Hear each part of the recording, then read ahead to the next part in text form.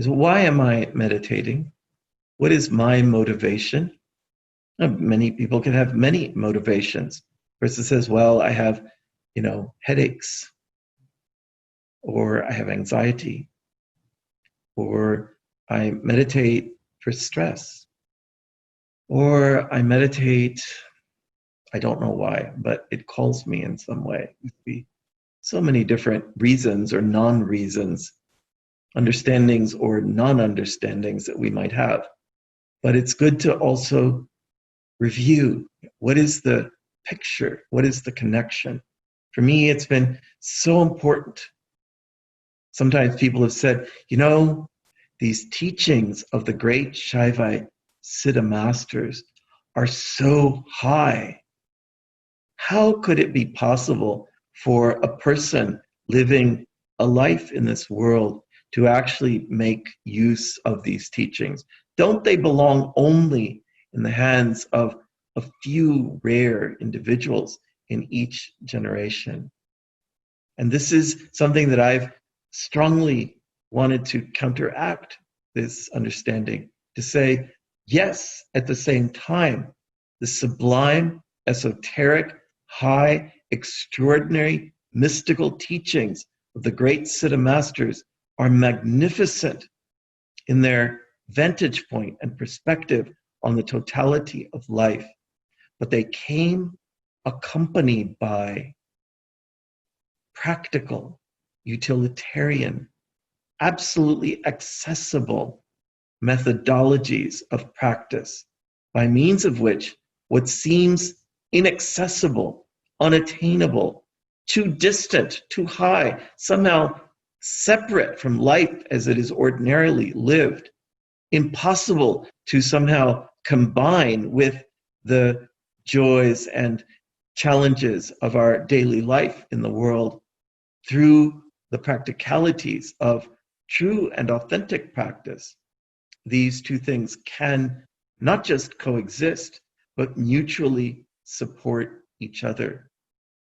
We practice in a householder mode, we say, in which it is the very challenges of our daily life that actually provide the setting for the acceleration of our attainment, of our mastery, of our growth in consciousness, of our steadiness and stabilization and eventual immovability, the living throb and presence of that consciousness within us. And we dare to dream and imagine a world in which eventually all human beings born into a human body would be given the practical knowledge of this aspect of life as well, such that in addition to all the other necessary things that we need to know in this world, the educational process would include the instructions how to become the best possible version of yourself, the ideal you were born to make real in your life, how to then cultivate in that uplifted and ennobled state of your own humanity an increasing further horizon of the transformative, radically transformative divinization of life, and how beyond even that extraordinary farther horizon of mystical attainment to eventually stabilize the connection to the great self such that it is never to be lost, permanently stabilized and attained, and functions as the living core inside of which, from which, because of which, by means of which we live an exquisite and extraordinary and fascinating life. A life that isn't meant to be just dull and boring or metronomically superficial, but a life that is meant to contain astonishing surprises and unexpected evolutions to unfold all of this. we meditate. It's so fascinating. What is that one essential practice? It is not even a question of calling it meditation or Nilakanta meditation.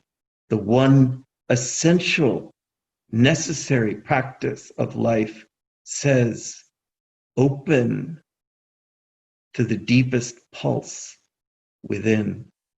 Learn and receive those methods and practices that facilitate a journey of divine experience by means of which you increasingly open and open and open.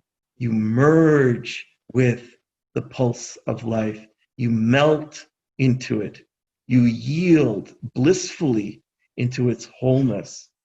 You recognize its authenticity, its essentiality, its true nature as your highest, very own self.